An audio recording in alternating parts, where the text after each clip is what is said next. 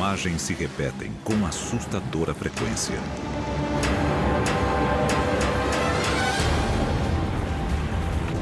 Com uma força muito grande de água, o que foi destruindo cidades inteiras. Todo se llevó. Sin nada nos quedamos. Chuvas de uma força devastadora, que podem ser o primeiro sinal de uma mudança radical no clima. Nós tivemos 42 dias de chuva contínua na cidade de São Paulo. A família está toda aqui, cara, tudo ali embaixo do lado de lá. Uma força crescente que ameaça milhões de vidas. Não há alimentos, não há nem bebidas, nem água, nada já. Foi uma situação similar a um tsunami.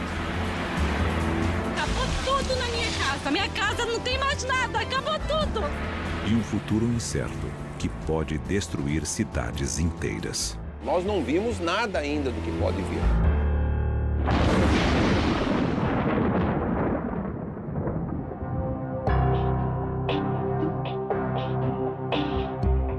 Santa Catarina, sul do Brasil. Uma região de belas praias e também de fortes tempestades.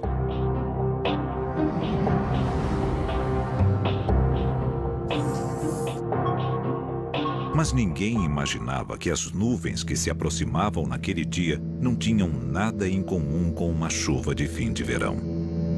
Na imagem de satélite, no período da tarde, aí ele começou a se formar um olho. E aquilo ali nos deixou muito intrigados, porque não é a região aqui no sul do Brasil, né, não é típica de furacões. Nós não tínhamos registro. Horas depois, a Marinha Brasileira recebia uma notícia terrível do maior órgão especializado em vigiar oceanos do mundo, o Centro Nacional de Administração Oceânica e Atmosférica, nos Estados Unidos. Acostumados com eventos extremos, os americanos confirmavam: um furacão com ventos de mais de 180 km por hora ia chegar à costa de Santa Catarina em menos de 24 horas. Nas 48 horas seguintes, o furacão avançou sobre o continente, devastando tudo em seu caminho.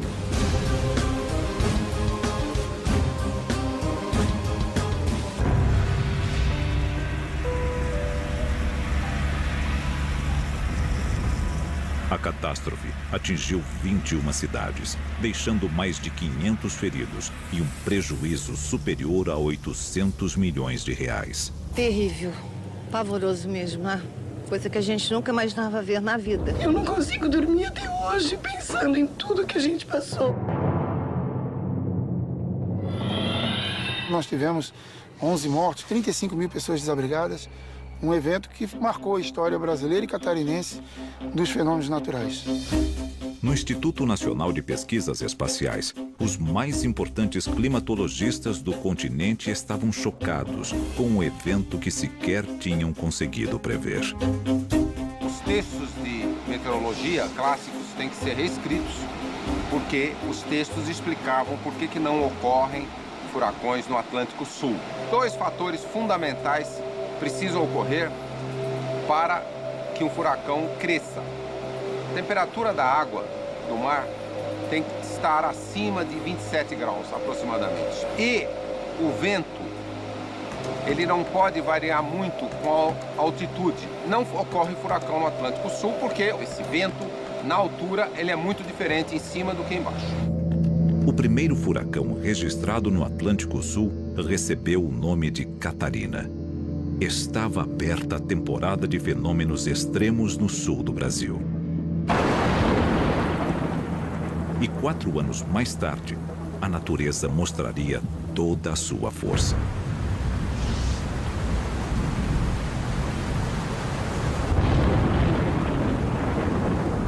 Depois de meses de chuvas incessantes, as autoridades de Santa Catarina começavam a se preparar para o pior. As chuvas já vinham acontecendo já desde o período de setembro, outubro e novembro, mas ele justamente nesse período se intensificou bastante. E a chuva ultrapassaria todos os recordes já registrados na região. No final de novembro de 2008, em um único dia, choveu o equivalente a 2 meses. O rio Itajaí-Açu foi o primeiro a sair de controle, subindo 12 metros acima de seu nível normal. Perdi tudo, minha casa alagou tudo, até o teto, cobriu, nem o telhado não estava vendo. Não tenho comida, não tenho roupa, não tenho mais nada para dar para meus filhos. Essa é a maior tragédia climática que já tivemos aqui em Santa Catarina. Um dos estados mais estruturados do Brasil se tornava vítima da catástrofe natural que mais mata na história da humanidade, a enchente. Foi um sistema de alta pressão que ficou estacionado em cima do Atlântico e a parte superior desse sistema que girava no sentido anti-horário estava alimentando de umidade por muitos dias diretamente ar úmido do oceano, vale do rio Itajaí. Direto. Quase uma esteira transportadora de umidade. Se ele desviasse um pouquinho, se o vento tivesse um pouquinho, ia chover no sul do estado de São Paulo. Se fosse um pouquinho para lá, ia chover em outras partes de Santa Catarina. E talvez o efeito não fosse tão devastador, porque não tinha o anteparo de uma serra canalizando tudo num rio. Mas o maior perigo não estava às margens do rio, e sim nas encostas.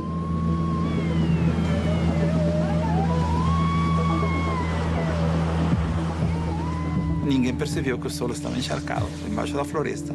E se você vê as imagens, como se a floresta afundasse e corre. Isso é difícil de prever. Eu só escutei um barulho, um estrondo muito forte, e o segundo estrondo que deu, o morro veio abaixo. Era como se a gente estivesse vindo na nossa direção um vulcão. Mas em vez de ser lava, era lama. Era mais ou menos essa a visão que eu tive naquele dia. Em menos de 24 horas, mais de 4.000 deslizamentos de terra em toda a região deixaram dezenas de desaparecidos e milhares de desabrigados. As casas desabou tudo, não tem mais casa, não tem mais moradia para ninguém. A gente veio perder tudo assim, destruir tudo e a gente não poder fazer nada. Mas pior são aqueles que perderam a vida, né? Tava a família toda unida, minha mãe, minha sobrinha, meus sobrinhos, eu, meu marido e a minha filha.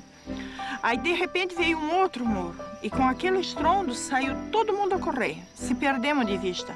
A minha mãe acabou num galpão da igreja, levado por um vizinho nosso. E eu acabei lá em cima no Morro dos Morges. Aí liguemos pro meu sogro e disse, ele disse, meu esposo, pai, se tu não tirar nós daqui hoje, minha mulher e minha filha vão morrer. Nós estávamos perdidos, sem comida, sem água. Não tem mais para onde sair. A minha sobrinha, minha filha, minha mãe, eles não conseguiram chegar aqui, estão tudo perdidos. Começava uma das maiores operações de resgate já vistas no continente. Lembrava uma guerra. Eu nunca tinha visto tanta aeronave, tanto helicóptero em movimento. Nós recebemos suporte de vários estados. Então, foi um grande esforço nacional para fazer frente a esse desastre.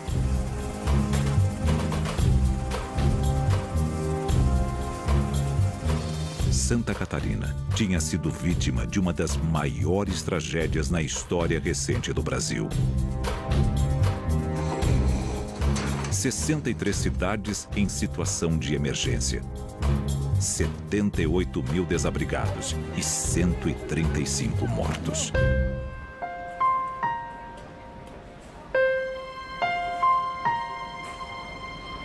Eu perdi 14 pessoas na tragédia de 2008, entre elas minha mãe e minha irmã. A casa do meu pai, ela nunca foi uma casa em área de risco e jamais a gente imaginava que pudesse acontecer alguma coisa, que infelizmente veio acontecer, né? E aí a gente começa a perceber que não existe, na verdade, lugar seguro. Para os climatologistas, isso só era mais um sinal do que estava por vir. Olhando um evento individual que aconteça em qualquer parte do mundo, nós não podemos tirar nenhuma conclusão definitiva. Agora, o fato de que coisas que nunca aconteceram antes, o Catarina, já começa a chamar a atenção de que algo diferente está acontecendo. E 2010 entraria para a história como o ano em que as chuvas invadiram todo o continente.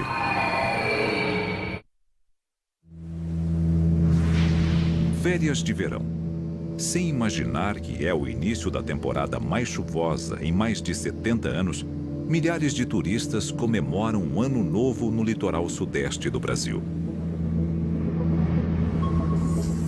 Existe um sistema que o vento circula na direção dos ponteiros do relógio, o horário, que fica em cima do Atlântico. Quando ele está lá, ele segura a frente fria, ele bloqueia a frente fria. A frente fria quer ir para o oceano, o sistema não deixa. E ela para e aí chove. Na madrugada do primeiro dia do ano, 60 mil toneladas de pedras, plantas e terra de uma encosta foram arrastadas pela força das águas, num dos mais belos e procurados destinos do estado do Rio de Janeiro, Ilha Grande. Nós vimos o barulho e aí viu, conforme desceu as pedras, derrubaram 4 rapazes.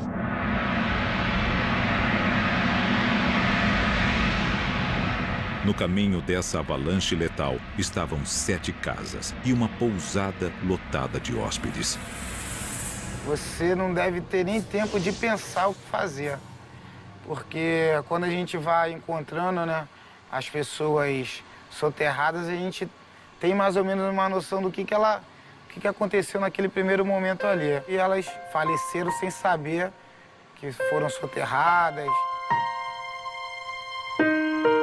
Minha filha, o meu neto e o meu genro. Meu irmão, a minha neta, a minha cunhada, sobrinho, tudo. Meu filho e a minha irmã também. Ai, meu Deus, eu não sei o que vai ser de mim. Para o grupo de resgate, só restava tentar localizar cada um dos 32 corpos soterrados. Tem uma provável vítima ali atrás, onde nós encontramos aquela primeira que foi muito difícil nós retirar. O resgate que mais me deixou emocionado lá na Ilha Grande foi a família de São Paulo que foi para passar o ano novo lá. Quando a gente encontrou, né, essa casa, a gente encontrou essas pessoas reunidas. Do grupo de 17 amigos, 4 sobreviveram.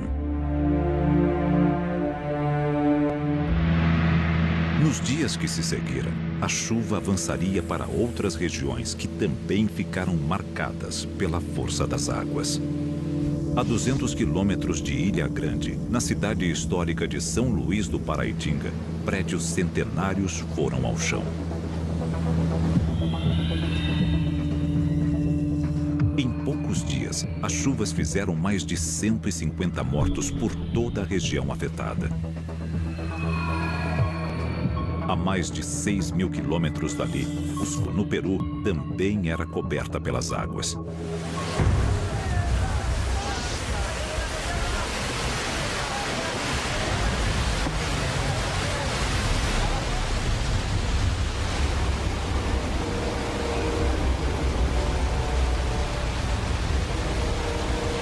Na região dos Andes, toda essa região é estação chuvosa. O que aconteceu foi, nessa época choveu muito, em excesso, e se produziram enchentes que destruíram a linha a trilha do ferrocarril, aquele que vai para Machu Picchu. Uma turista argentina e seu guia morreram em um deslizamento de terra na trilha que liga a cidade à histórica Machu Picchu. Outros 8 turistas desapareceram na mesma região. Se lo llevó al río, el ferrocarril.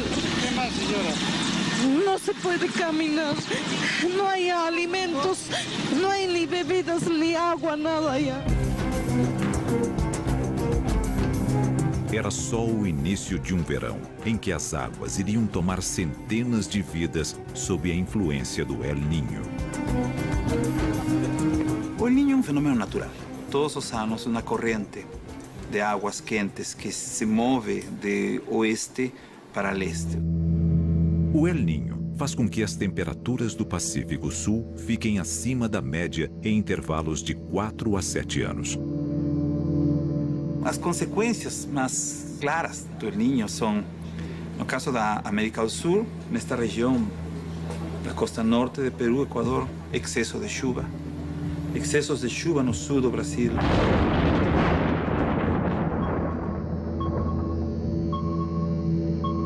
E as águas já tinham um novo destino: São Paulo, a maior cidade da América do Sul.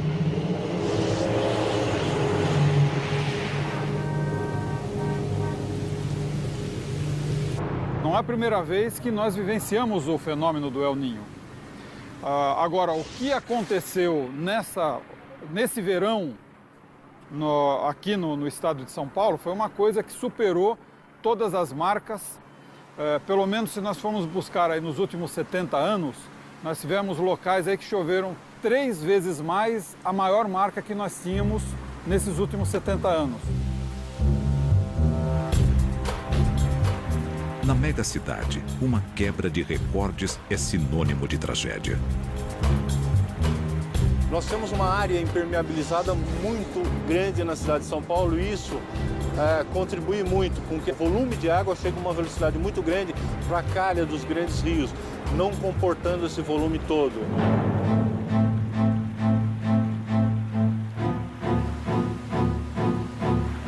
São Paulo tornava-se um imenso tobogã, levando as águas em plena velocidade. Uma grande parte das vítimas de inundação, a pessoa resolve enfrentar a água. O que ela não sabe é que 10 centímetros de água com velocidade, a cada 1 metro quadrado nós temos 100 quilos de água. Essa dimensão as pessoas não acreditam. Ela vê que, tá rasinho, dá para passar. Nós temos inúmeros casos em que a pessoa arrisca passar uma área de inundação, é colhida, cai numa galeria, cai num rio e nós vamos encontrar essa pessoa 2, 3 dias depois.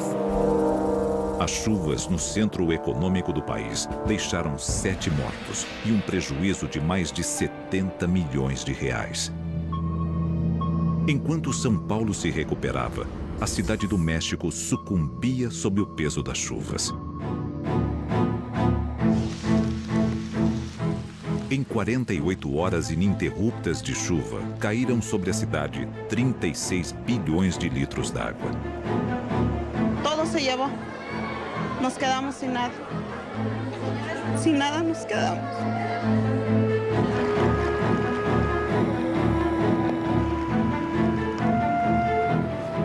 Acá lo que estamos sufriendo es una lluvia atípica en toda la ciudad. Desde el martes pasado han caído alrededor de 30 millones de metros cúbicos de agua. A chuva não só atingiu a capital, como outros 7 estados.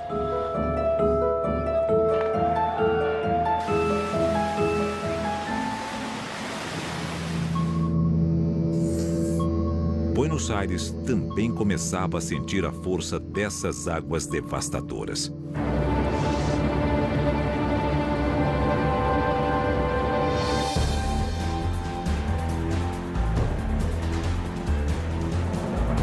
Na capital argentina, em apenas 1 hora, a quantidade de chuva chegou a 78% do total previsto para todo o mês. Agora me quedé sin nada. Todas mis cosas se arruinaron. Todo. ¿Quién me reconoce ahora? ¿Quién me va a reconocer todo lo que se me ha arruinado? Com mais de 50 mil casas sem luz, a capital argentina viveu uma crise sem precedentes. As grandes cidades da América Latina estavam sendo derrotadas pela natureza. E nelas, o clima não era o único culpado. O cimento e o asfalto compõem essa equação mortal. O concreto, a construção da cidade, a altura dos prédios, o asfalto, o vidro, o aço, tudo isso cria todo um sistema de aquecimento da cidade mesmo. Se a gente comparar o clima da cidade de São Paulo hoje com 100 anos atrás, começo do século XX, nós vamos ver que a temperatura da cidade, do centro, da parte urbanizada, é 3,5 graus mais alta. E cidades mais quentes são um cenário perfeito para chuvas cada vez mais violentas. Aquela mesma brisa, encontrando uma cidade quente, vai fazer chover mais. É a umidade com o calor. Essa é a receita para tempestades fortes. Próxima parada na Rota das Águas, o cartão postal do Brasil.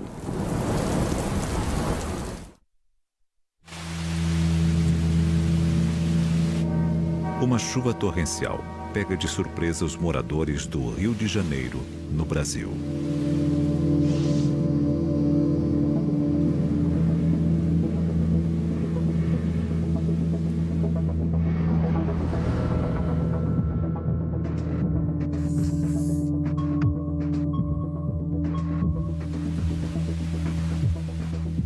A cidade estava muito quente, muito úmida, então é uma conjugação da frente fria que traz bastante umidade e condições para chuva, com uma cidade muito quente, então as explosões, que a gente chama, as explosões de chuva.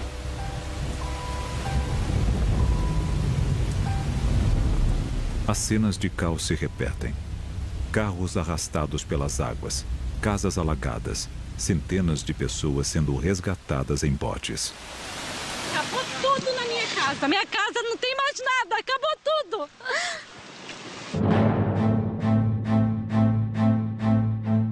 Um índice pluviométrico muito grande. 300 milímetros em 24 horas é um índice que nós não tínhamos registro ainda na nossa cidade. E a combinação dos morros da cidade, com milhares de construções precárias, faria do Rio de Janeiro o cenário ideal para uma tragédia. A cidade do Rio de Janeiro é conhecida como uma das mais belas do mundo.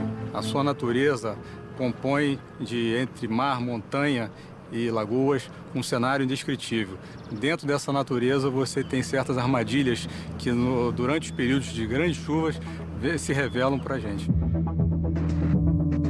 Quando começa a chover muito aqui no Rio, a maior preocupação nossa são dos deslizamentos. Muita área perigosa que as pessoas constroem, o governo tira e logo após eles vão lá e constroem novamente. Então a gente fica em alerta nesses pontos críticos onde tem grande quantidade de pessoas, as favelas.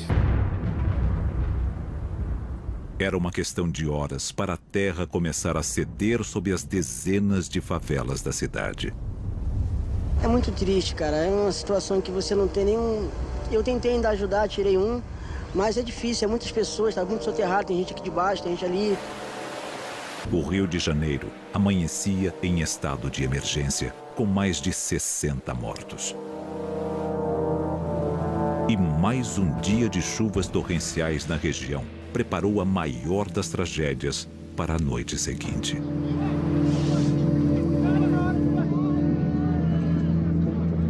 Em Niterói, cidade vizinha ao Rio de Janeiro, começava outro pesadelo.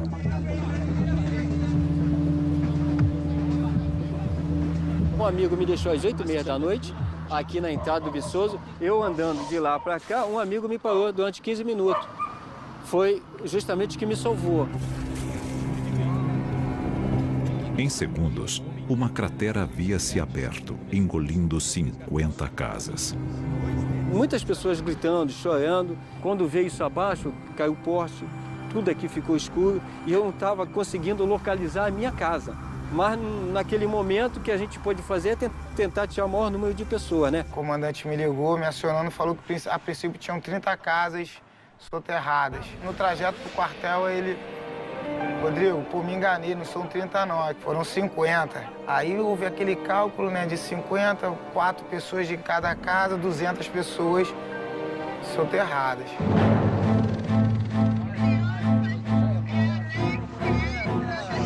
Ai, meu Deus do céu, o que é isso? Minha família tá toda aqui, cara, toda ali embaixo, do lado de lá.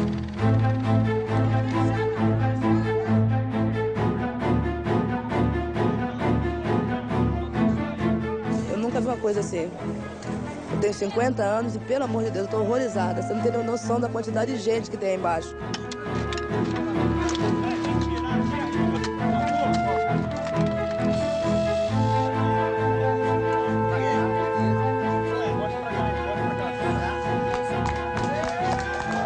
Algumas pessoas, eu, Carlos e outras pessoas, moradores, mostrando aos bombeiros aonde existia casa, porque na realidade eles entraram em parafuso, porque eles estavam em cima, cavando, mas ao mesmo tempo sempre contavam um corpo, alguém ferido, alguém machucado. Nessa direção tem uma família aí, ó. Tem duas casas aqui. Aqui na realidade nós esticamos muitos corpos, mais de 50 corpos com vida. Os bombeiros sequer imaginavam que estavam caminhando sobre os restos de um antigo lixão.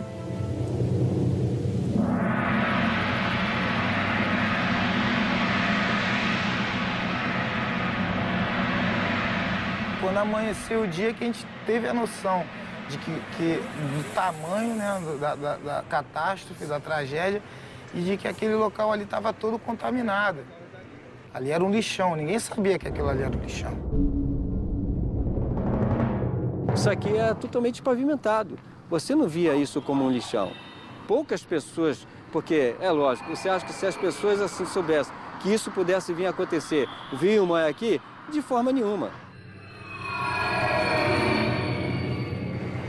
Em apenas 4 dias, a chuva na Cidade Maravilhosa deixou 329 mortos e mais de 68 mil desabrigados. O retrato trágico da combinação de uma situação urbana precária com mudanças climáticas cada vez mais intensas. A cidade não buscou convivência ou adaptação a essas mudanças que já aconteceram. A cidade se acomodou, sofre com essa intensificação dos eventos extremos, com as chuvas muito intensas, com as inundações, com os deslizamentos em costas, com todos os problemas, e não houve até o momento praticamente nenhuma medida de adaptação. E as chuvas estavam prontas para atacar uma região ainda mais vulnerável.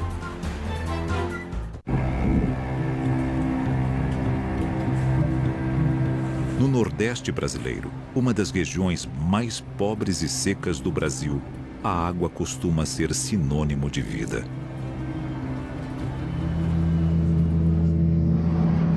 Mas em junho de 2010, a região foi inundada por águas destruidoras.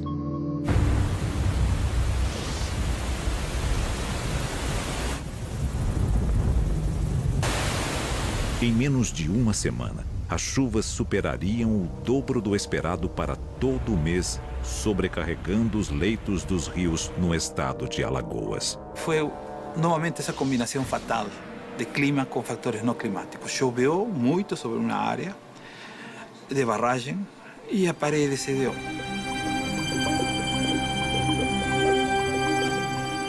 Dezenas de cidades seriam invadidas pelas águas em segundos. Quando a casa que a gente estava caiu, a gente foi levado. Ele só estava assim comigo e essa mão aqui, segurando de galho em galho.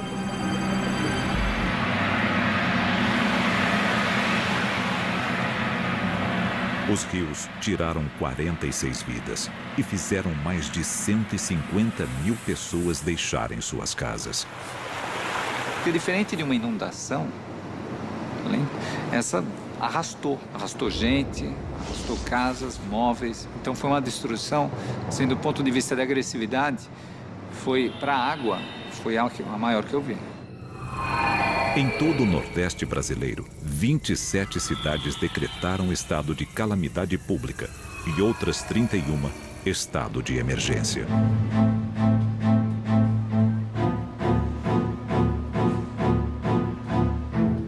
Acabou nossa cidade, acabou nossos sonhos, nossos filhos, tudo. Acabou. Foi uma situação similar a um tsunami. Você fala que é absurdo. Não, foi parecido.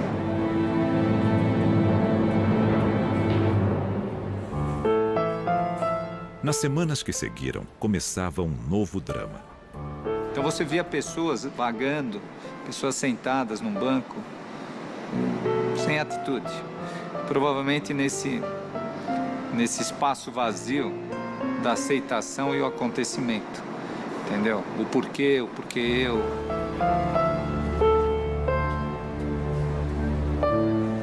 Eu tô com problema de depressão, não dormi mais de sexta-feira pra cá, não tô me alimentando. Eu tô sonhando porque as minhas não é tanto que eu tinha. É saber que eu vou começar tudo de novo e não sei como, por onde começar. E essa pessoa não come, não hidrata, não toma as medicações, né? E acabam surgindo os problemas. E o maior perigo estava novamente na água. Você começava a ter, assim, a situação animais mortos, né? Perda de água, disponibilidade de água não contaminada. A questão da higiene, sanitários, porque o pessoal ficou sem vasos, né? A questão da alimentação. Você podia ter dinheiro, mas você não tem onde comprar. Em pouco tempo, apareceriam os primeiros casos de leptospirose, uma doença que tem como principal hóspede ratos de esgoto. Quando as águas da enchente lavam as ruas, a urina do animal é levada junto, contaminando tudo com a doença. A leptospirose pode ser transmitida por contato da pele com materiais contaminados como a água, como lama. Essa pessoa, às vezes, demora 2, 3 semanas para manifestar alguns sintomas, né? E podem ser gravíssimos, podem levar ao comprometimento do sistema urinário. A pessoa pode adoecer de formas graves, às vezes morrer por causa da doença. Mas nenhuma ameaça é pior do que a cólera. Transmitida por águas contaminadas, ela causa diarreias extremas e, se não tratada, leva à morte em 50% dos casos. A cólera é uma das doenças mais temidas assim, em todo o mundo, porque ela pode matar uma pessoa em 1 dia, 2 dias. Uma epidemia da doença poderia matar milhares. Nós temos 30 milhões de brasileiros na ponta extrema da vulnerabilidade às mudanças climáticas. Essas populações já são muito vulneráveis hoje. Há que haver redes de proteção social e há que haver realocação, tirando as pessoas das áreas de risco. Enquanto as autoridades tentavam controlar a situação no Nordeste do Brasil, climatologistas analisavam as causas da catástrofe. O Atlântico, aqui próximo à costa do Brasil, Atlântico Sul, ele estava entre 0,5 grau e 1 grau mais quente. O oceano mais quente evapora mais água, coloca mais água na atmosfera, coloca mais vapor d'água na atmosfera, e o vapor d'água é o grande combustível das chuvas, e por ser o combustível das chuvas, é o combustível de tudo extremo que a gente vê. Se o aumento de 1 grau na temperatura média dos oceanos pode estar entre as causas de tanta destruição, as previsões para o futuro são assustadoras.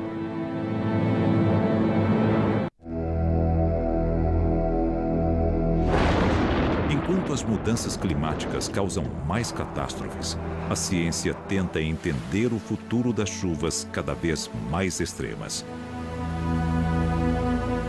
Se a gente comparar um fenômeno meteorológico normal, como uma frente fria, hoje, que o planeta está mais aquecido, com uma frente fria 50, 100 anos atrás, nós já vamos ver que essa frente fria está trazendo mais umidade. Porque há mais umidade em toda a atmosfera, porque o planeta está mais quente. A evaporação passa a ser mais rápida, os transportes de umidade mais rápidos. Em um planeta mais quente, esse tipo de fenômenos originaria eventos extremos mais fortes. Não só furacões, mas também chuvas intensas aqui na região do sul do Brasil, por exemplo. E enfrentar esses novos extremos será um desafio enorme para a humanidade. As pessoas não se preocupam do problema que vai acontecer daqui em 10 a 20 anos, se preocupam do problema do presente. Então é um pouco mudar a mentalidade, que isso é já preocupante. Para os cientistas, uma solução pode estar em prever os eventos com uma antecedência inédita.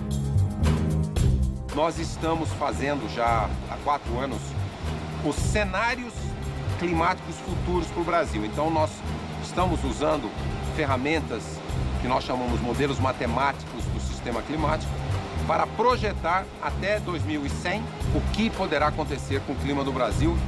E a equipe do Instituto de Pesquisas Espaciais se prepara para esse salto enorme nas previsões. Receberemos um novo supercomputador comprado principalmente para dotar o país de uma capacidade de fazer cenários futuros de alta complexidade, com alto grau de detalhe para as próximas décadas e para os próximos séculos. Em São Paulo, a solução encontrada para enfrentar as enchentes cada vez mais fortes foi construir enormes reservatórios, os piscinões. O piscinão retém a água durante um certo tempo e depois ele é obrigado a soltar a água, né? Porque caso contrário ele vai encher ou ele mesmo enche, aí ele não tem mais função, né? Então ele é um pulmão que funciona amortecendo aquela determinada chuva que caiu naquele período. Mas, na maior cidade da América do Sul, nem os 46 piscinões já construídos, com capacidade para 8,5 milhões de metros cúbicos de água, estão conseguindo conter as enchentes. As soluções teriam que ser mais radicais. Na Cidade do México, um imenso túnel com 7 metros de diâmetro e 62 quilômetros de extensão irá salvar as ruas das águas mortais. Em São Paulo, um projeto aposta na mesma solução para conter os rios. A solução que nós defendemos é a solução de descarga subterrânea. O que é isso? É um túnel, ele desce como um poço, cerca de 100 metros de profundidade, depois ele prossegue num túnel mais ou menos horizontal, de 37 quilômetros de extensão e descarrega na própria bacia do Rio Tietê, onde existe uma barragem, tá? Então a enchente é acomodada ali na barragem, aguarda-se que ela sedimente, daí a água clarificada volta para o Tietê. O túnel funcionaria como um gigantesco ralo no coração da cidade, tirando do rio mais de 300 metros cúbicos por segundo. Do ponto de vista da enchente, o que é o efeito do túnel? O efeito do túnel é que eu aperto um botão, abrem-se as comportas em 5 minutos, 10 minutos. Então eu estou aproximadamente tirando do Tietê cerca de 25% da total de enchente que ele é capaz de suportar. Outra proposta que pode amenizar os efeitos de fortes chuvas nessas selvas de concreto envolve o asfalto. Mas dessa vez, o vilão que contribui com as enchentes mudaria de lado.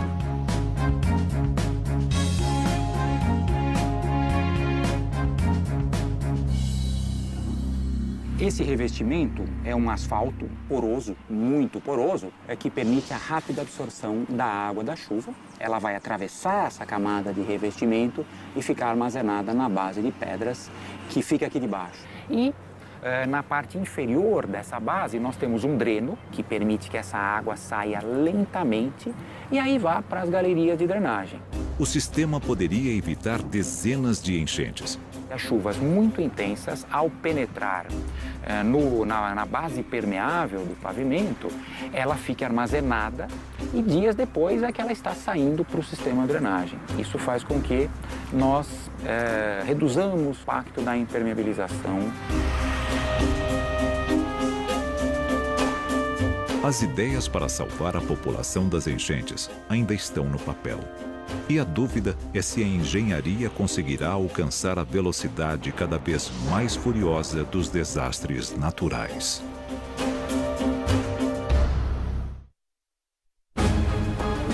Entre 2008 e 2010, cidades da América Latina sucumbiram à força das águas. Centenas de mortes, milhares de desabrigados e bilhões em prejuízos materiais. Nós estamos muito no limiar dessa transição. Nós não vimos nada ainda do que pode vir. Nós estamos porque essa mudança dessas características de acontecerem extremos climáticos mais vezes, ela é ainda muito sutil. Não é uma coisa que a gente enxergue em todos os dados, mas todos os sinais apontam nessa direção. E a imagem do futuro pode ser o imprevisível clima das grandes cidades. Se alguém quiser saber o que é mudança climática, olha o clima de São Paulo 100 anos atrás e compara com o de hoje, para saber o que nós devemos esperar para o planeta e para o resto do Brasil. As previsões são ainda mais preocupantes. Mesmo que a gente conseguisse reduzir as emissões dos gases de efeito estufa, não haveria mais possibilidade de mudar o clima nas próximas 2 décadas. Com certeza, o clima continuaria a aquecer, os eventos extremos ficariam mais frequentes, mais intensos. Na escala de 100 anos, sim. Se nós controlarmos as emissões nas próximas décadas, nós teremos 1 grau de mudança climática. Se nós não controlarmos as emissões, nós teremos 2 a 3 vezes mais mudança climática. Uma coisa é clara: a maioria das sociedades não está preparada para eventos tão extremos.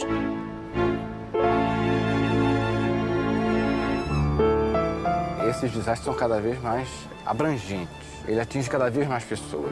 Por exemplo, pela ruptura, colapso das redes de abastecimento, água, esgoto, alimentos.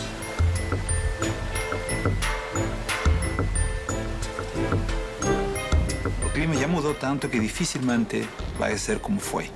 Então aí vem a adaptação. Essas pessoas têm que se adaptar ou migrar. Se os invernos vão ser mais quentes, os verões vão ser mais chuvosos, tudo isso tem que ter algum tipo de adaptação. E a situação pode ser ainda mais catastrófica se furacões se tornarem uma realidade do Atlântico Sul.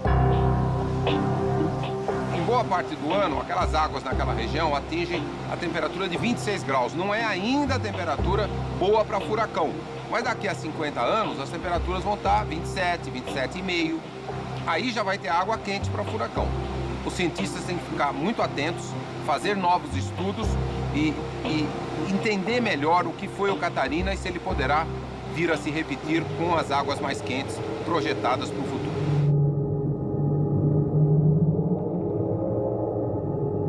Justo nesse momento, o Hadley Center, que é o centro meteorológico inglês, eles mostraram umas rodadas, experimentos que eles tinham feito e mostravam que na região sul do Brasil, incluindo a costa de Santa Catarina, eram regiões onde no futuro se poderia ter mais furacões. Primeira vez que uma espécie, nós, Homo sapiens, está perturbando esse equilíbrio climático numa velocidade que a natureza não vê há pelo menos 20 milhões de anos. Nós estamos conduzindo um experimento geofísico, biogeoquímico, biogeofísico sem precedentes em 20 milhões de anos. E sem precedentes na história da civilização.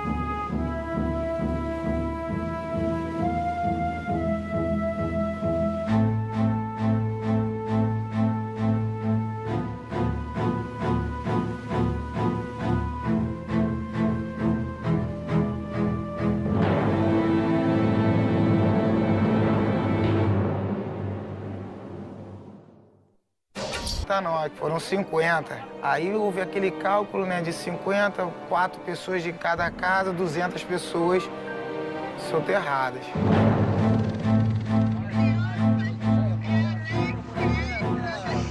Ai, meu Deus do céu, o que é isso?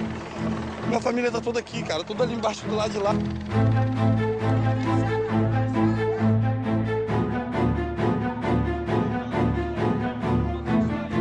Eu nunca vi uma coisa assim. Eu tenho 50 anos e, pelo amor de Deus, eu tô horrorizada. Você não tem noção da quantidade de gente que tem aí embaixo.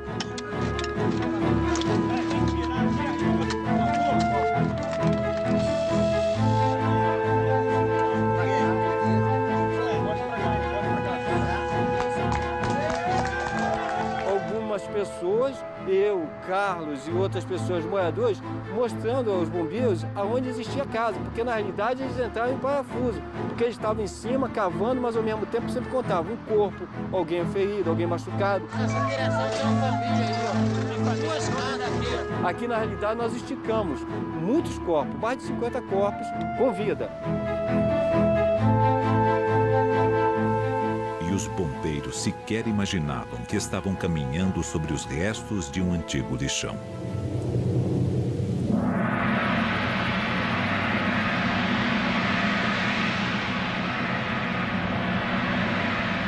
quando amanheceu o dia que a gente teve a noção de do tamanho, né, da catástrofe, da tragédia, e de que aquele local ali estava todo contaminado. Ali era um lixão, ninguém sabia que aquilo ali era um lixão. Isso aqui é totalmente pavimentado. Você não via isso como um lixão.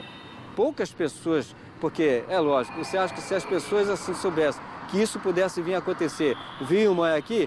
De forma nenhuma. Em apenas 4 dias, a chuva na Cidade Maravilhosa deixou 329 mortos e mais de 68 mil desabrigados.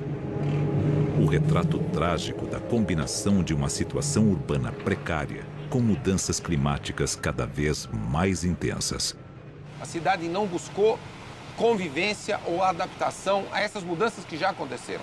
A cidade se acomodou, sofre com essa intensificação dos eventos extremos, com as chuvas muito intensas, com as inundações, com os deslizamentos em encostas, com todos os problemas, e não houve até o momento praticamente nenhuma medida de adaptação.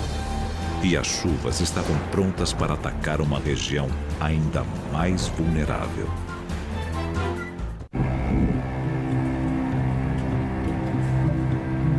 Estavam chocados com um evento que sequer tinham conseguido prever. Os textos de meteorologia clássicos têm que ser reescritos, porque os textos explicavam por que não ocorrem furacões no Atlântico Sul. 2 fatores fundamentais precisam ocorrer para que um furacão cresça. A temperatura da água do mar tem que estar acima de 27 graus, aproximadamente. E o vento, ele não pode variar muito com a altitude. Não ocorre furacão no Atlântico Sul porque esse vento, na altura, ele é muito diferente em cima do que embaixo. O primeiro furacão registrado no Atlântico Sul recebeu o nome de Catarina. Estava aberta a temporada de fenômenos extremos no sul do Brasil. E 4 anos mais tarde, a natureza mostraria toda a sua força.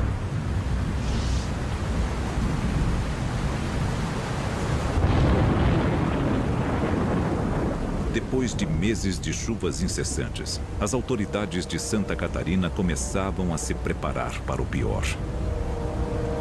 As chuvas já vinham acontecendo já desde o período de setembro, outubro e novembro, mas ele justamente nesse período se intensificou bastante. E a chuva ultrapassaria todos os recordes já registrados na região. No final de novembro de 2008, em um único dia, choveu o equivalente a 2 meses. O rio Itajaí-Açu foi o primeiro a sair de controle, subindo 12 metros acima de seu nível normal. Perdi tudo, minha casa alagou tudo, até o teto, cobriu, nem o telhado não estava vendo. Não tenho comida, não tenho roupa, não tenho mais nada para dar para meus filhos. Essa é a maior tragédia climática que já tivemos aqui em Santa Catarina. Um dos estados mais estruturados do Brasil se tornava vítima da catástrofe natural que mais mata na história da humanidade, a enchente.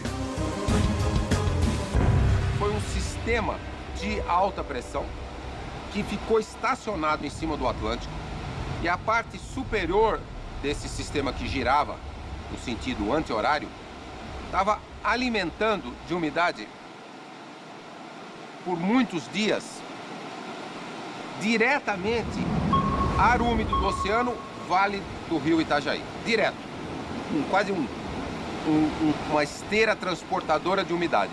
Se ele desviasse um pouquinho, se o vento tivesse um pouquinho, ia chover no sul do estado de São Paulo. Se fosse um pouquinho para lá, ia chover em outras partes de Santa Catarina e talvez o efeito...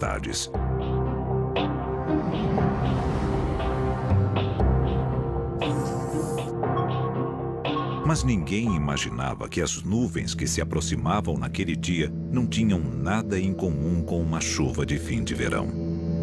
Na imagem de satélite, no período da tarde, aí ele começou a se formar um olho. E aquilo ali nos deixou muito intrigados, porque não é a região aqui no sul do Brasil, né, não é típica de furacões.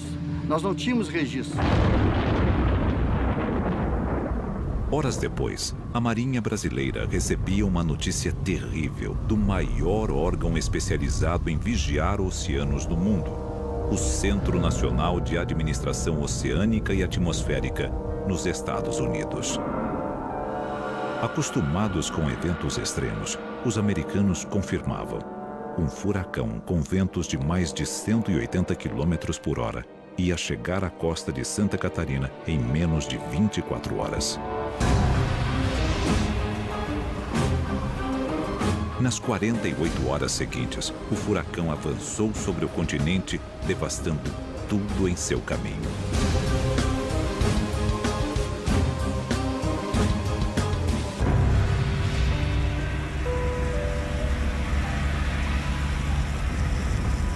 A catástrofe atingiu 21 cidades, deixando mais de 500 feridos e um prejuízo superior a 800 milhões de reais. Terrível.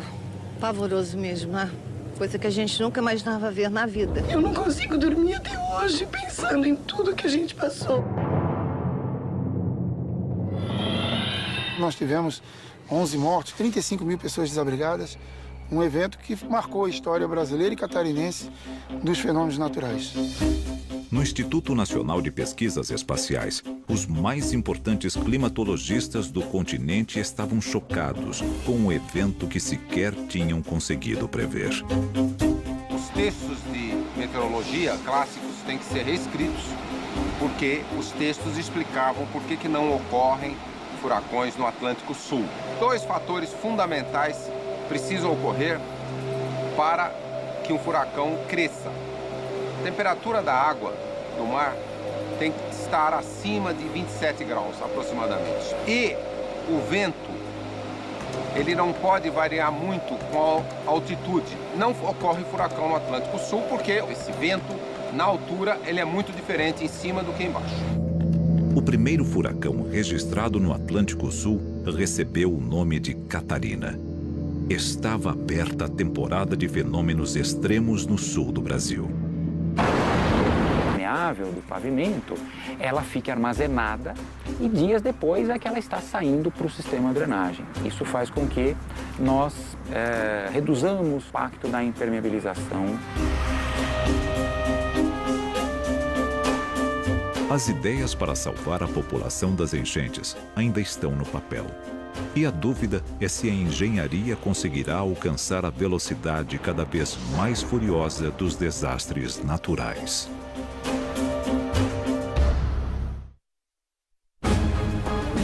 Entre 2008 e 2010, cidades da América Latina sucumbiram à força das águas. Centenas de mortes, milhares de desabrigados e bilhões em prejuízos materiais. Nós estamos muito no limiar dessa transição. Nós não vimos nada ainda do que pode vir. Nós estamos porque essa mudança dessas características de acontecerem extremos climáticos mais vezes, ela é ainda muito sutil. Não é uma coisa que a gente enxergue em todos os dados, mas todos os sinais apontam nessa direção. E a imagem do futuro pode ser o imprevisível clima das grandes cidades. Se alguém quiser saber o que é mudança climática, olha o clima de São Paulo 100 anos atrás e compara com o de hoje, para saber o que nós devemos esperar para o planeta e para o resto do Brasil. As previsões são ainda mais preocupantes. Mesmo que a gente conseguisse reduzir as emissões dos gases de efeito estufa, não haveria mais possibilidade de mudar o clima nas próximas 2 décadas. Com certeza, o clima continuaria a aquecer, os eventos extremos ficariam mais frequentes, mais intensos. Na escala de 100 anos, sim. Se nós controlarmos as emissões nas próximas décadas, nós teremos 1 grau de mudança climática. Se nós não controlarmos as emissões, nós teremos 2 a 3 vezes mais mudança climática. Uma coisa é clara: a maioria das sociedades não está preparada para eventos tão extremos.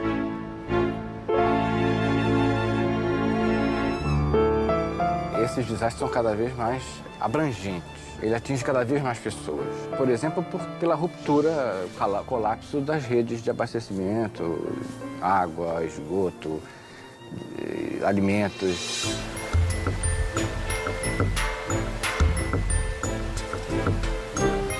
O clima já mudou tanto que dificilmente vai ser como foi.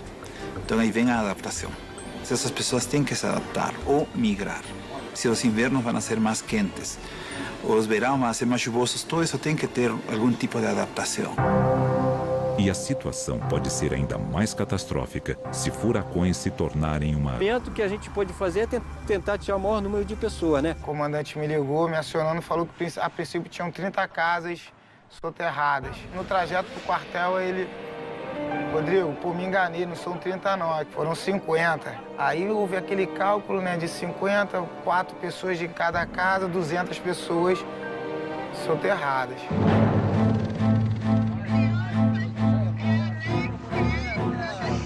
Ai, meu Deus do céu, o que é isso? Minha família tá toda aqui, cara, toda ali embaixo, do lado de lá.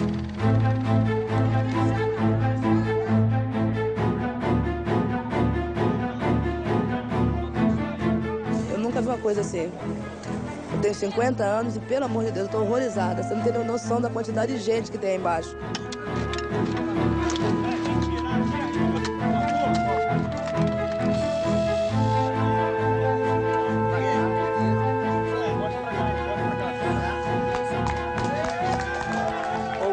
Pessoas, eu, Carlos e outras pessoas, moradores, mostrando aos bombeiros aonde existia casa, porque na realidade eles entraram em parafuso, porque eles estavam em cima, cavando, mas ao mesmo tempo sempre contavam um corpo, alguém ferido, alguém machucado. Nessa direção tem uma família aí, ó.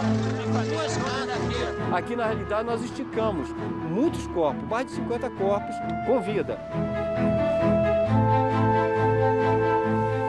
Os bombeiros sequer imaginavam que estavam caminhando sobre os restos de um antigo lixão.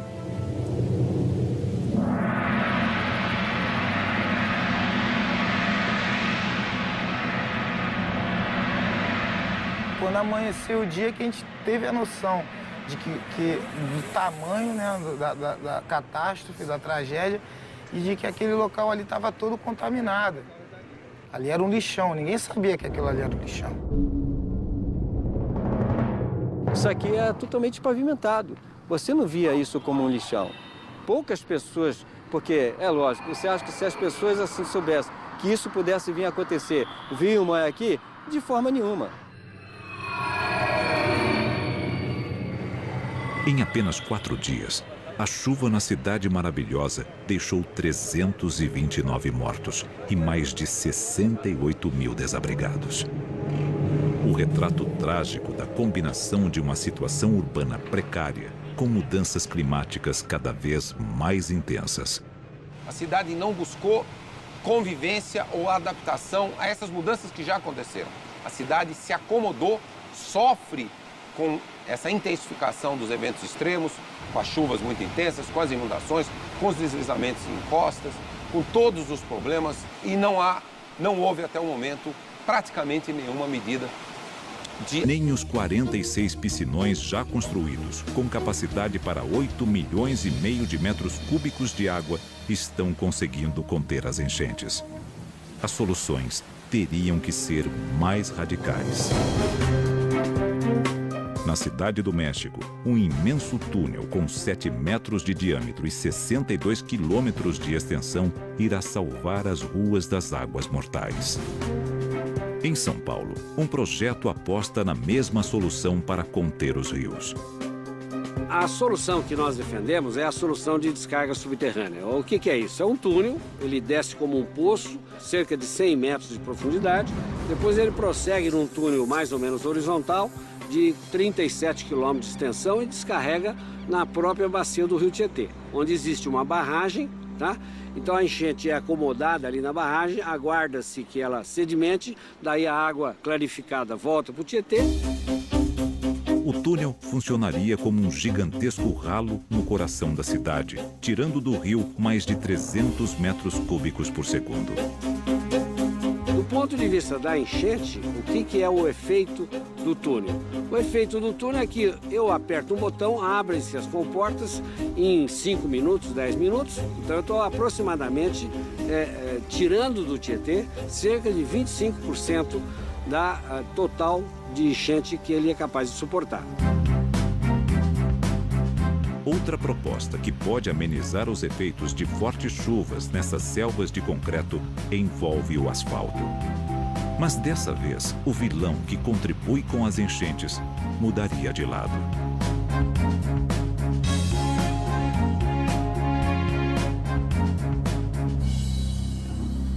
Esse revestimento é um asfalto poroso, muito poroso, que permite a rápida absorção da água da chuva. Ela vai atravessar essa camada de revestimento e ficar armazenada na base de pedras que fica aqui debaixo. E na parte inferior dessa base nós temos um dreno que permite que essa água saia lentamente e aí vá para as galerias de drenagem. O sistema poderia evitar dezenas de enchentes. As chuvas muito intensas, ao penetrar na base permeável do pavimento, ela fica armazenada e dias depois é que ela está saindo para o sistema de drenagem. Isso faz com que nós reduzamos o impacto da impermeabilização. As ideias para salvar a população das enchentes ainda estão no papel. E a dúvida é se a engenharia conseguirá alcançar a velocidade cada vez mais furiosa dos desastres naturais. O Chico sucumbia sob o peso das chuvas. Em 48 horas ininterruptas de chuva, caíram sobre a cidade 36 bilhões de litros d'água. Todo se llevó. Nos quedamos sin nada. Sin nada nos quedamos.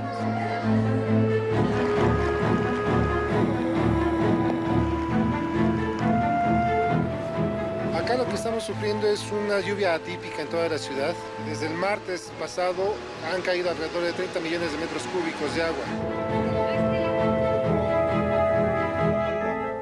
A chuva não só atingiu a capital, como outros 7 estados.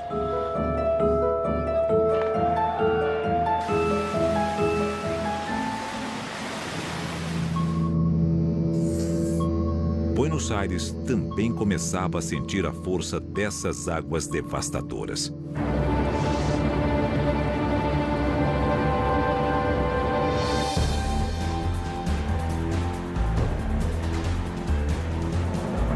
Na capital argentina, em apenas uma hora, a quantidade de chuva chegou a 78% do total previsto para todo o mês.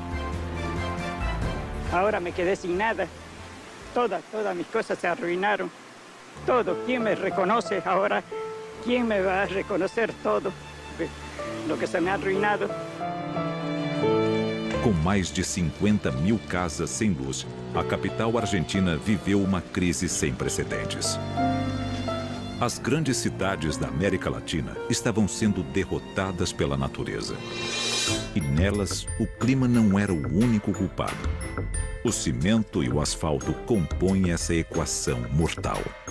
O concreto, a construção da cidade, a altura dos prédios, o asfalto, o vidro, o aço, tudo isso cria todo um sistema de aquecimento da cidade mesmo. Se a gente comparar o clima da cidade de São Paulo hoje com 100 anos atrás, começo do século XX, nós vamos ver que a temperatura da cidade, do centro, da parte urbanizada, é 3,5 graus mais alta.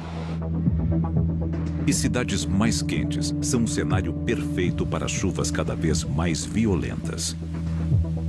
Aquela mesma brisa, encontrando uma cidade quente, vai fazer chover mais.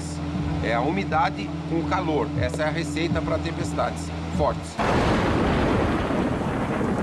Próxima parada na Rota das Águas, o cartão postal do Brasil.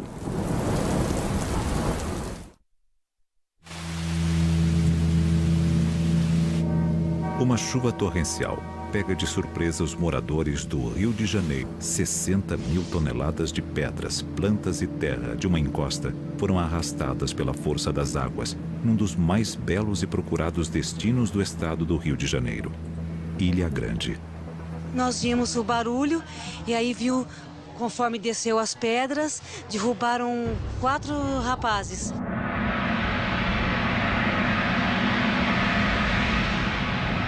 No caminho dessa avalanche letal estavam 7 casas e uma pousada lotada de hóspedes. Você não deve ter nem tempo de pensar o que fazer, porque quando a gente vai encontrando, né, as pessoas soterradas, a gente tem mais ou menos uma noção do que aconteceu naquele primeiro momento ali. E elas faleceram sem saber que foram soterradas. Minha filha, o meu neto e o meu genro. Meu irmão, a minha neta, a minha cunhada, sobrinho, tudo. Meu filho e a minha irmã também. Ai, meu Deus, eu não sei o que vai ser de mim. Para o grupo de resgate, só restava tentar localizar cada um dos 32 corpos soterrados. Tem uma provável vítima ali atrás, onde nós encontramos aquela primeira que foi muito difícil nós retirar. O resgate que mais me deixou emocionado lá na Ilha Grande foi a família de São Paulo que foi para passar o Ano Novo lá. Quando a gente encontrou, né, essa casa, a gente encontrou essas pessoas reunidas. Do grupo de 17 amigos, 4 sobreviveram. Nos dias que se seguiram, a chuva avançaria para outras regiões que também ficaram marcadas pela força das águas. A 200 quilômetros de Ilha Grande, na cidade histórica de São Luís do Paraitinga, prédios centenários foram ao chão. Em poucos dias, as chuvas fizeram mais de 150 mortos por toda a região afetada. A mais de 6.000 quilômetros dali, Cusco, no Peru, também era coberta pelas águas.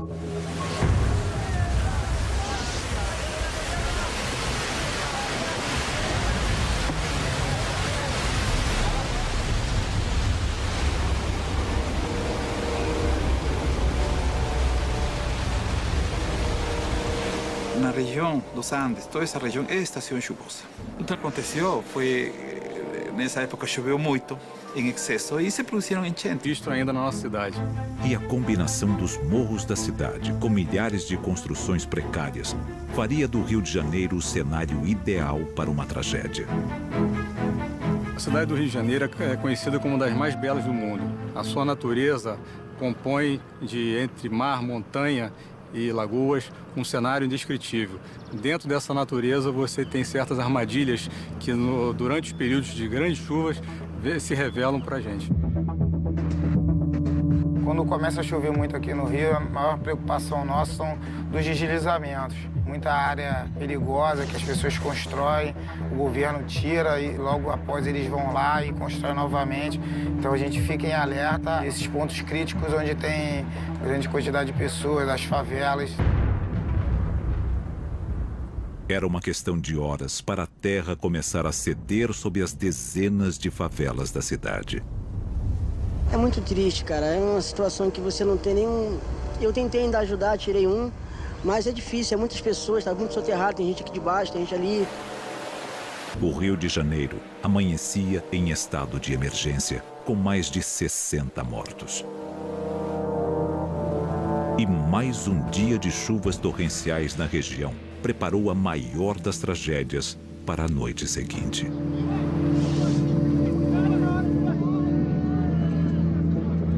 Em Niterói, cidade vizinha ao Rio de Janeiro, começava outro pesadelo.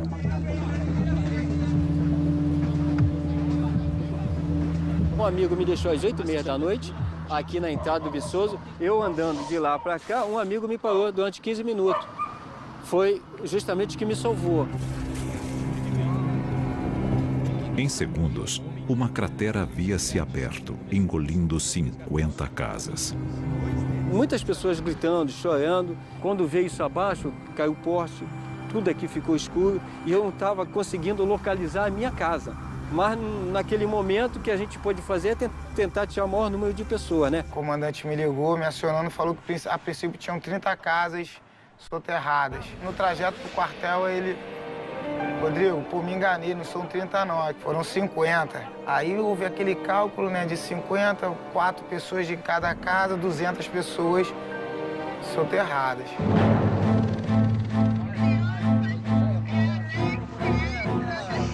Ai, meu Deus do céu, o que é isso? Minha família tá toda aqui, cara, toda ali embaixo, do lado de lá.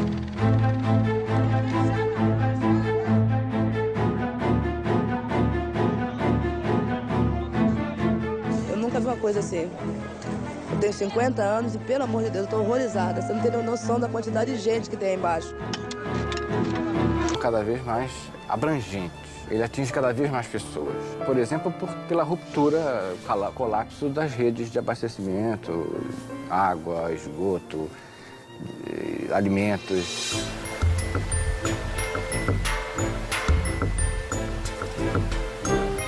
O clima já mudou tanto que dificilmente vai ser como foi. Então aí vem a adaptação. Essas pessoas têm que se adaptar ou migrar. Se os invernos vão ser mais quentes, os verões vão ser mais chuvosos, tudo isso tem que ter algum tipo de adaptação. E a situação pode ser ainda mais catastrófica se furacões se tornarem uma realidade do Atlântico Sul. Em boa parte do ano, aquelas águas naquela região atingem a temperatura de 26 graus. Não é ainda a temperatura boa para furacão, mas daqui a 50 anos as temperaturas vão estar 27, 27,5. Aí já vai ter água quente para furacão. Os cientistas têm que ficar muito atentos, fazer novos estudos e entender melhor o que foi o Catarina e se ele poderá vir a se repetir com as águas mais quentes projetadas para o futuro.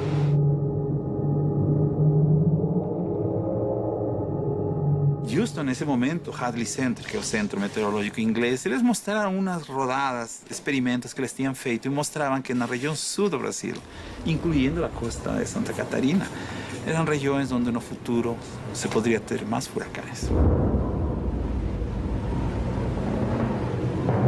Primeira vez que uma espécie, nós, Homo sapiens, está perturbando esse equilíbrio climático numa velocidade que a natureza não vê há pelo menos 20 milhões de anos. Nós estamos conduzindo um experimento geofísico, biogeoquímico, biogeofísico sem precedentes em 20 milhões de anos. E sem precedentes na história da civilização.